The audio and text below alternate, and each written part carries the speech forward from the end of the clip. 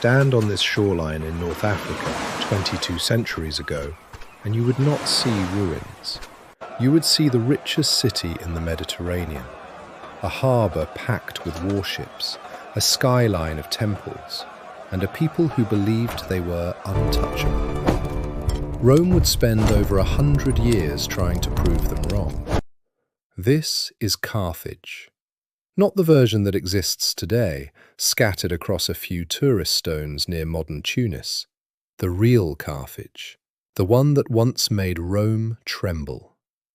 Founded, according to legend, by a queen who fled her homeland with nothing but ships and ambition, this city would grow into an empire stretching across the western Mediterranean, from the coasts of Spain to the shores of Sicily. It commanded trade routes. It built harbours unlike anything else in the ancient world, and it dared to challenge the rising power of Rome, not once, but 3 times. By the time this story ends, one of these civilizations will not survive. Today, we walk through Carthage as it was, before the fires came. Picture the harbour first, because everything about Carthage begins with the sea. 2 circular ports sit side by side, one for trade, one hidden entirely from outside eyes, a military harbour built in secret, ringed with sheds for 220 warships. Foreign merchants sailing in would see only the commercial port.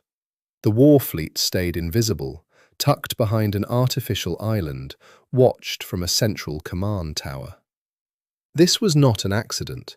This was a city engineered for control of the sea, and the sea was where its wealth came from. Beyond the harbour rises Byrsa Hill, the beating heart of the city, crowned with a citadel and temples visible for miles to incoming ships. Below it, streets climb in tight, deliberate rows. Multi-story houses press close together, some reaching 6 floors, startlingly tall for the ancient world. The air smells of salt, cedar, and spice. Purple dye, worth more than gold by weight, is manufactured here from crushed sea snails, and its scent, sharp and unmistakable, drifts from workshops near the port. Carthage did not simply trade, it ruled trade.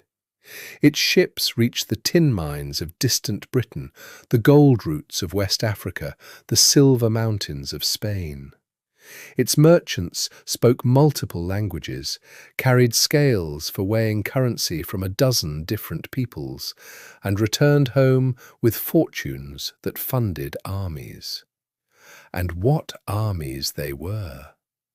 Carthage rarely sent its own citizens to fight. Instead, it hired the best soldiers in the known world, Numidian cavalry, famous for lightning speed, Balearic slingers who could kill a man from 100 paces, and war elephants brought down from the Atlas Mountains, animals most of the ancient world had never seen outside of Carthaginian battle lines. This was an empire built on gold and mercenaries rather than conquest and citizenship. It worked for a while, better than almost anyone expected. Then came Rome. Not yet an empire, but hungry to become one, and standing directly across the narrow strip of sea that separated Sicily from Carthaginian territory. The first war between them lasted 23 years. The second produced the man Rome would fear for the rest of its history, a general named Hannibal, who marched war elephants over the Alps and humiliated Roman armies on their own soil for over a decade. For a moment, it seemed Carthage might actually win. It did not. Rome adapted, Rome rebuilt, and Rome remembered. By the time the Third War began, this was no longer a contest between equals. It was an execution, delayed by decades of Roman patience. Carthage, stripped of its fleet and its army by earlier treaties, had rebuilt its walls and its will, but not its power. Rome arrived not to negotiate, but to erase. The siege lasted 3 years.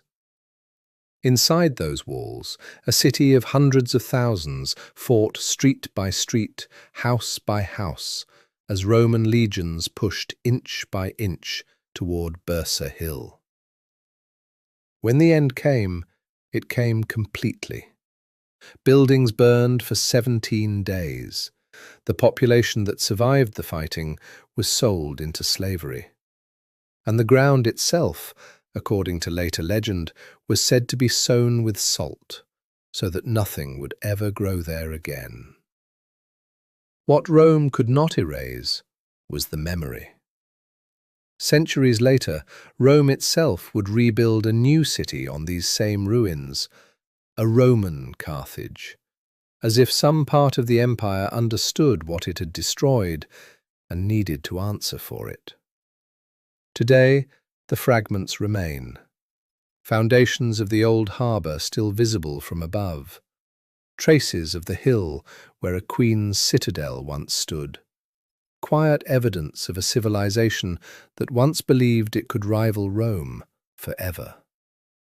And yet, despite the fire, despite the salt, despite 100 years of war and a final act of annihilation, Carthage is still spoken of today. Its harbours are still studied. Its general is still taught in military academies. Its name still carries weight 22 centuries after the smoke cleared. History tried to erase this city completely. It did not fully succeed. If you want to keep walking through the empires that time nearly forgot, make sure you are subscribed for what comes next. And tell us in the comments, which lost city should we bring back to life next?